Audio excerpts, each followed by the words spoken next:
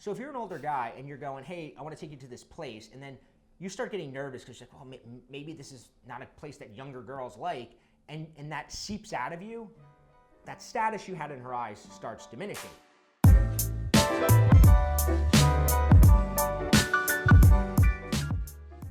Hey guys, Bobby Rio here with Chris Anderson.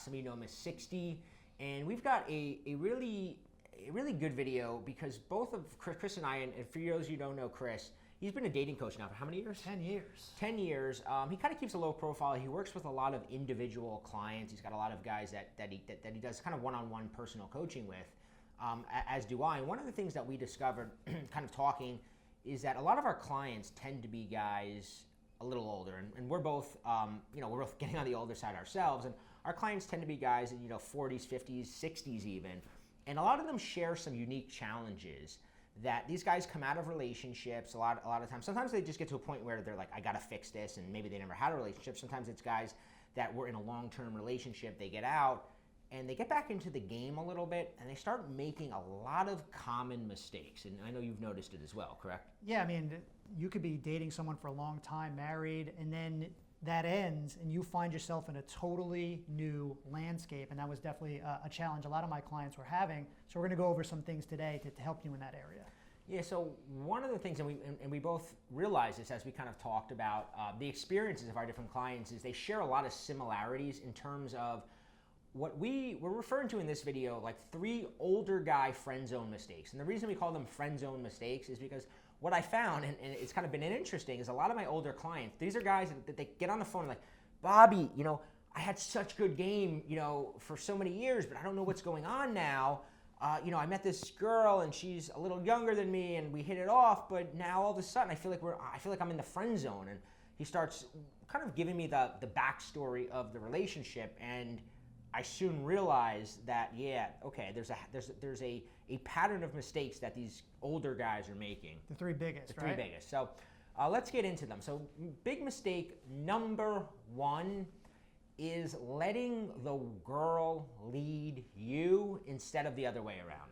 Yeah, absolutely. You're an older guy, right? One of the reasons she likes you or looks up to you is because she thinks you're a leader.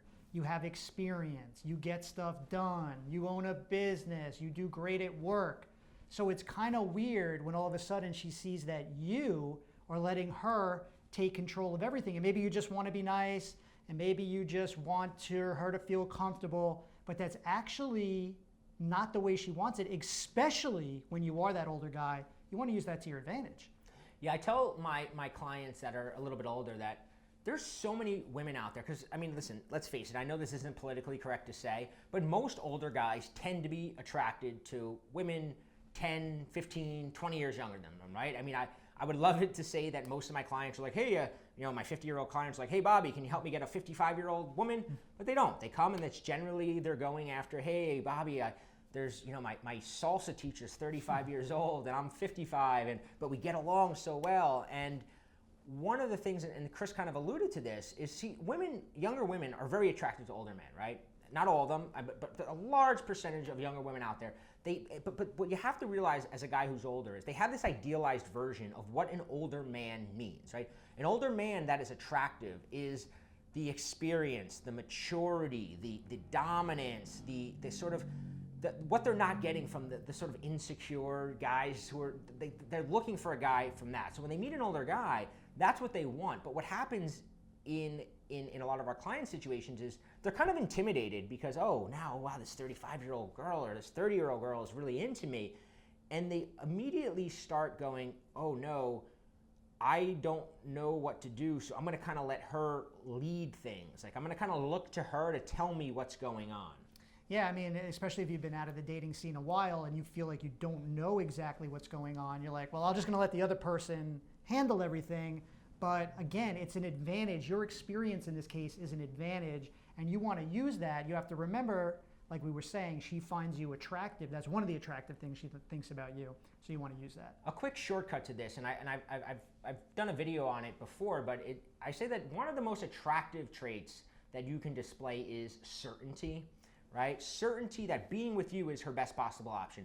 The place that you choose to take her to is the best. So if you're an older guy and you're going, hey, I want to take you to this place, and then you start getting nervous because you're like, oh, maybe this is not a place that younger girls like, and that seeps out of you, that status you had in her eyes starts diminishing. On the other hand, if you take her there and you just sell it like it was the, this place is amazing, she's going to go along with it. She's going to go, oh, this place must be amazing because this mature older guy likes this place. But if you seem kind of nervous about your choice, she's going to pick up on that. Yeah, I was just going to say, if you're an older guy, then you know this movie, Fast Times at Ridgemont High. What was one of the main rules the character said? Wherever you are, that's the place to be. And that's the advice that really works for you. Yeah, so you want to keep that in mind. Mistake number one is letting her lead and giving her over the sort of control of things, right? Oh, what do you want to do? Instead of being like, I'm going to take control. So mistake number two is a mistake that younger guys make too, but we've been noticing over and over and over again that older guys make, and that's not making a move. Chris and I have been guilty of it. I mean, literally everybody is guilty of it at some point, but one of the things that Chris and I talked about, and we believe happens with an older guy, and let's use the guy who is, let's say the 55-year-old guy, his salsa teacher is 35, they hit it off, he gets her to meet up with him after class for a drink, and then he kind of doesn't take it any further. And what we realized after kind of prying into our customers was they have this idea, this sort of limiting belief that making a move physically on a younger woman is creepy. Yeah, I don't know why that is. It's like you hit a certain age and then all the things, like you said, that the guy thought he had great game growing up, you hit a certain number and you're like, well, if I do that, I'm creepy. So even if you were the smooth guy in your younger years, now you're thinking, well, if I do that move that always worked, I'm the creepy older guy, and you don't want to be that. But the thing we're saying is it's never wrong to display your interest, especially physically in a woman, and kind of make that move. Yeah, a lot of older guys, and I deal with this all the time, and it's one of the reasons they wind up in the friend zone is because they have this insecurity in their mind of making this physical move on a woman, especially when she's younger than them. They feel that it's creepy or she's going to think I'm this whatever. Maybe I'm misreading. Chris and I talk a lot about this idea, this fear of misreading the signals. Right. But so what they do is instead of making the physical move, which is actually what takes a relationship to the next level, they wind up doing something as like a buffer move, right? Maybe that buffer move is buying her a gift. Maybe that buffer move is telling her they really like her in a verbal way. They do some sort of buffer move, and that's not what she wants, right? When you're an older guy, going back to the beginning, she wants to be led, right? So if she's got to be the one to go, hey, Chris, come on, are you going to invite me home? All of a sudden, you're not that experienced man. You're not that mature, suave man. Now you're this kind of like goofy older guy who doesn't know how to make it happen. So you've got to know the steps to make it happen. Yeah, I was just thinking, especially when you start to get older too. Now you're making money. Now you got a job, and now you're even more at risk for buying things for a girl as your way of showing her you like her. You got the money now. You're not this 16-year-old kid with no money. Now you're an older man. You got your job. You got your money. So all of a sudden you're thinking, well, this is a good solution. I'll buy her this. I'll buy her that. But we know that's a bad frame to be in when she starts seeing you that way. And don't use that, because Chris brought up an amazing point there, because I like we said, a lot of our clients are older, a lot of them, have the finances to be generous with women. And I was coaching one guy, and he was buying, I forget, it was in the wintertime, and he was buying this girl these like expensive gloves, right? And he was justifying it to me. He's going, yeah, but I can afford it. I want to do something nice to her. I go, yeah, do you really want to do something nice, or do you think this is going to get you something? Because I go, it's not only not going to get you something, it's actually going to hurt you, right? So if you know it's going to hurt you, you're saying you want to do it, but she doesn't want that. She doesn't want to get this gift from you. It's awkward. It makes her feel weird. So you think you're being nice by doing it. You think you're doing something that's like good, but you're creating an awkward feeling in her by giving her a gift, because now there's this weirdness there that she got this expensive gift from you and you're not even dating.